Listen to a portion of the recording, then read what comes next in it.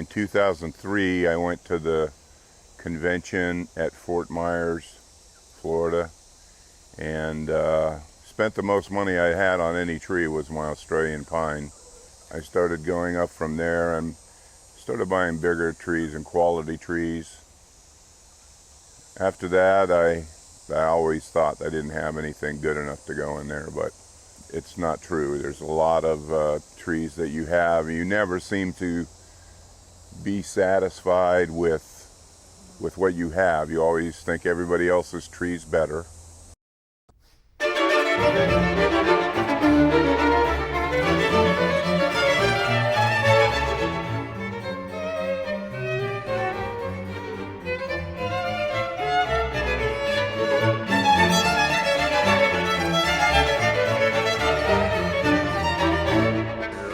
My cousin had been on at me about getting a hobby. My hobby for the last 20 years had been work.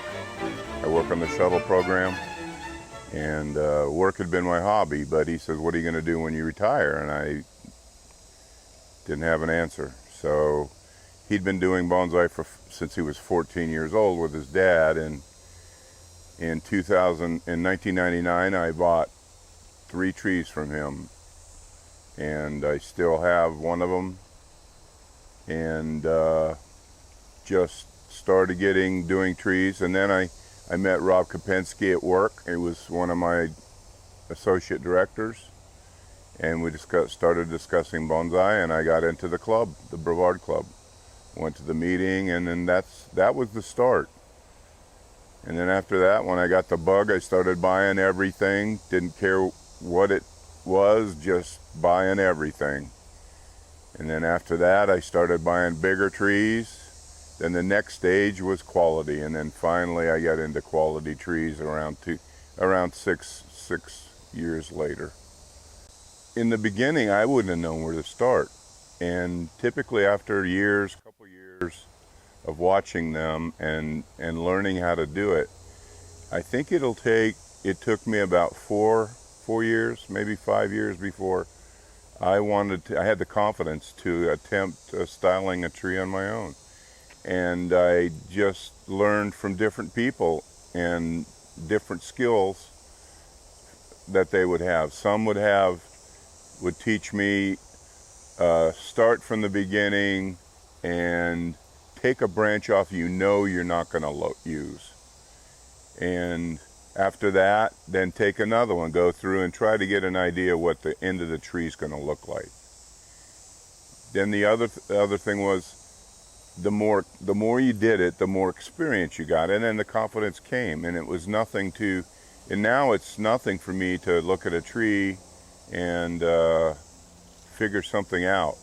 I'm not as good and I never will be as good as a real bonsai master that does it all the time. But some people, it's like an art. It's an art. And some people, everybody can paint a picture, but you just can't. Some people do it better than others. Some people, we have new guys come into our club, and in a year they're producing really good trees. Buttonwood is perhaps my favorite species. I have quite a few of them. They are very hard to kill as long as you keep them wet and warm. The other thing about buttonwoods is every tree is a different tree. The bending, there's no traditional upright or traditional cascade. They're all different because of the shape of the buttonwood.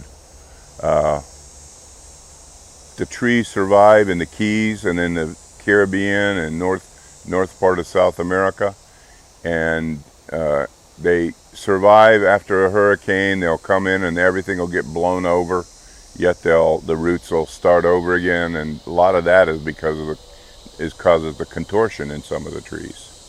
A lot of serious bonsai artists believe in rules for everything, but for me, I just try to make things look good the way I want them to look, which brings up another point.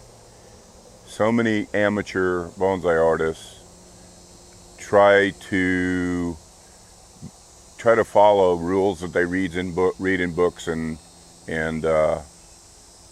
things like that they're taught in demonstrations and exhibitions. But for me and a lot of amateur bonsai, I consider what I like to be what I want and what I'll do in most of my trees. And a lot of my trees do not follow the rules.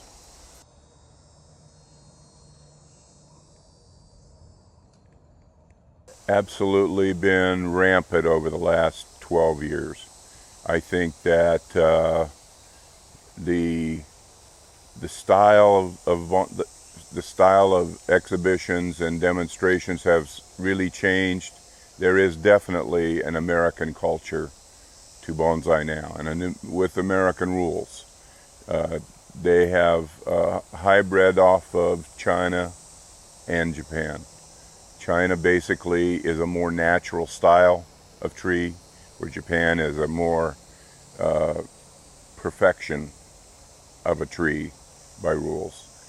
And nothing to say that neither one of them is not correct, whatever you like. One of the things that I want to point out about bonsai is that most amateur people or most gardeners or most people that are interested and love bonsai, everybody loves it, bonsai. Most people think it's a mystery to keep a tree alive, a 20-inch wide base tree in a 2-inch pot. And they say that, oh, I couldn't do that. I kill everything that I buy from Lowe's or whatever. I kill everything in a pot. But it's a matter of learning how to do it. You go to a meeting, you go to demonstrations, you find a good club and you share, and people share their experience with you. And in a club, typically you get a network where you can buy supplies and pots and trees and pre-bonsai. Very, very good. It's very important to get in with a group to learn. Lots of people have done bonsai on their own for a long time, and then they come into the club, they got a lot of knowledge already, but it just helps them refine it and kind of inspires them again.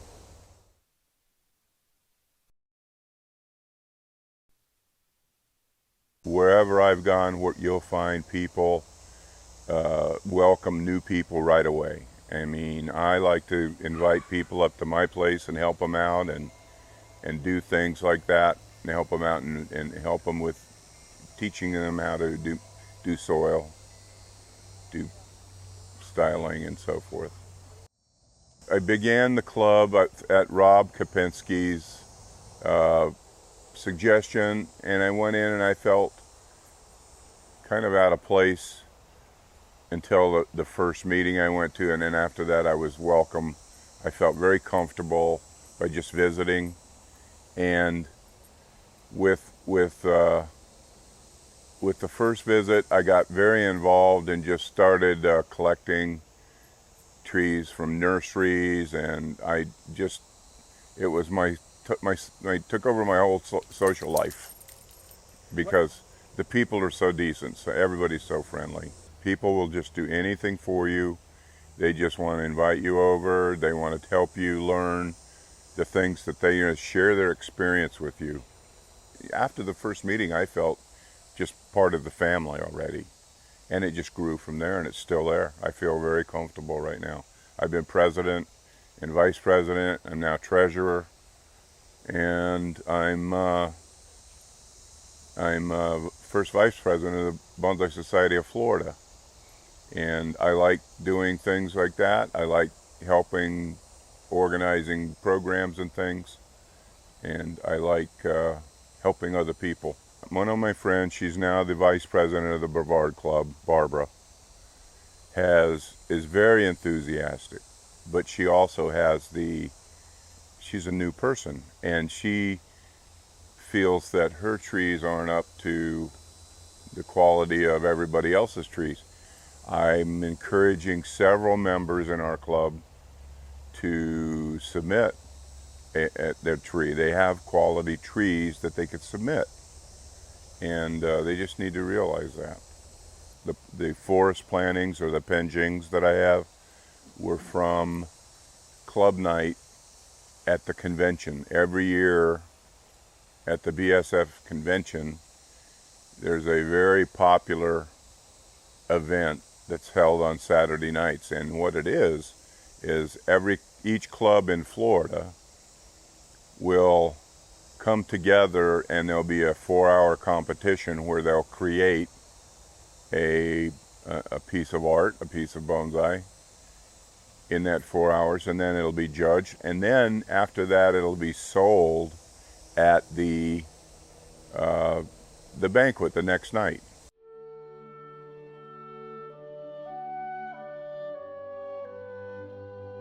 This is a piece of petrified wood from New Mexico that was collected by Marlon. Marlon Chin is one of the vendors at the convention every year for the last 16 years. And I got it from him 2 years ago. And it's just, I thought it was amazing, especially with the little cliff. It looks like the top of a mountain where the man's sitting on the cliff. This is a stone from the northwest part of our country, up by Washington. It was collected by a person there that made the Daisa. Represents a miniature mountain, and typically, from my small amount of knowledge of Suisiki, it's very desirable to have stones that look like actually real mountains in miniature. I got this stone from the raffle table at the 2010 Bonsai Society of Florida raffle. It was donated by Ed Trout, and it's a piece of jadeite that was owned before Ed Trout had it. It was owned by Harold Harvey, who is very famous in Florida bonsai. And I've kind of treasured it because of its history and because Ed Trout donated it, and I was fortunate enough to win it. This tree came from the Jim Smith nursery, and the Jim Smith did this root over rock years and years ago. He gave it to Bob Biggs, who used to help at his nursery. Okay. And I had it, Bob Biggs, when he moved, I got it from him. It's a root over rock Ficus neurifolia, and it's planted in a pot made by Jim Smith. I really treasure this. I really need to get it in a better shape, but it's a very nice planting. I bought this tree from Jim Smith's nursery in 2003, and it's always had different ideas about fronts and shaping and so forth. Ended up with this basic style. Last year was really quite detailed out, and it looked better. This year I've kind of let it go, and I don't want to trim it anymore for the winter, just to let it survive. But next year I plan on really getting it back into shape. Yes, I had that pot. I ordered the pot from Sarah Rayner by telephone. I know her a little bit as a good customer, and she suggested this pot here that she already had made. So it's her traditional glaze. I want to eventually probably use a shallower pot, but the foliage, it's only 1 year of styling this particular tree, and as we're standing here taking these pictures, saw a little bit better angle that I might put it in when I put it in the shallower pot. For this winter to survive, it has a nutrient deficiency, but I'm not going to try to fix that too much with fertilizer or micros. But next year when I repot it and defoliate it, we hope we can fix it up. But another perfect example of what nature does.